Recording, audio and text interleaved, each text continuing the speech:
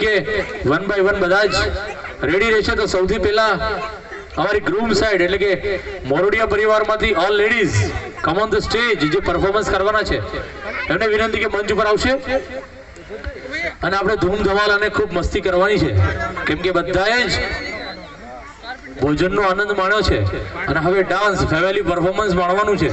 તો પ્લીઝ અમારા ગ્રૂમ સાઈડથી બધી જે બહેનો પરફોર્મન્સ કરવાની છે એમને વિનંતી કે અમારા કોરિયોગ્રાફર વિશ્વાજી પણ એકદમ રેડી છે. તો શરદભાઈ અને બેબી ક્રિશા.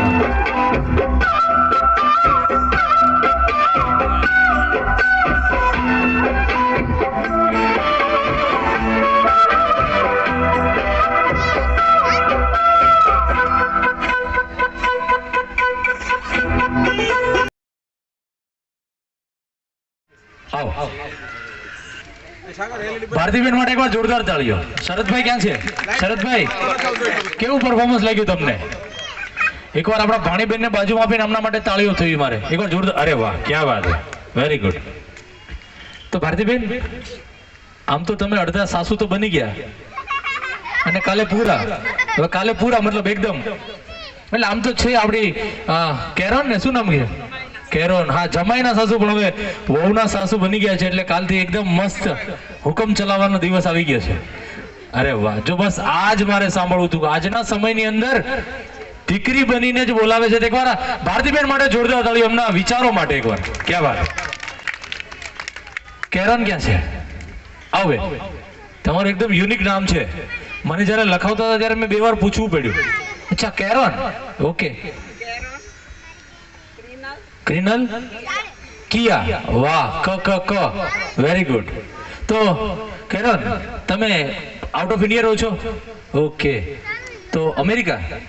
ઓકે. તો કેવું ચાલે છે અમેરિકામાં? સારું ચાલે છે. હા, કઈ નહીં, જો બાઇડન મળે તો મારી યાદી આપજો. પાક્કું? ઓકે. તમે આજે પરફોર્મન્સ કર્યું છે. પરફોર્મન્સ મને ભારતીબેને કીધું કે 3 દિવસની અંદર જ અમે લોકો વિશ્વાએ બહુ ટફ રીતે તમને ફટાફટ શીખવી દીધું છે 3 દિવસની અંદર. પણ શીખવામાં સૌથી વધારે લોચા કોણ મારતું હતું? હા, આ બેને હાથ મોઢું દબાઈ દીધું છે. શું નામ એમનું? રેશમા બેન. એટલે શું થાય? દીપના શું થાય છે? ફઈની દીકરી, સિસ્ટર. એટલે મતલબ સિસ્ટર જ તે. એટલે તમે મારે કેવું ન પડ્યું પણ તમે સ્વીકાર લીધું કે હું લોચા મારતી હતી. અચ્છા, હસવું બહુ આવે છે. વાહ, વેરી ગુડ. ક્યાં છે અમારા જીજાજી? ક્યાં છે? અરે વાહ, મેન ઇન ગ્રીન. એ પણ હસમુખ જ લાગે, જો ને હસતા હોય છે. તમે શીખવી દીધું હશે. રાઈટ. એવા એકવાર ઓલ લેડીઝ માટે જોરદાર તાળીઓ પ્લીઝ. અરે ક્રિનલ, તમારે નથી જવાનું, તમારે સ્ટેજ ઉપર અને